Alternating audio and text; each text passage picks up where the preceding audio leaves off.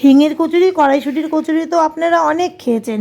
আজ আমি বানিয়ে দেখাবো ডিমের কচুরি। প্রথমেই আলু আর ডিম সেদ্ধ, নুন, হলুদ, চাট মশলা, কাঁচা লঙ্কা দিয়ে ভালো করে মেখে নেব। এটাই হবে কচুরির পুর।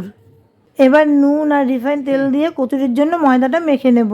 এইবার ময়দার লেচিগুলো কেটে নিয়ে প্রথমে বানিয়ে রাখা ডিমের পুর সব কটার মধ্যে ভরে নেব।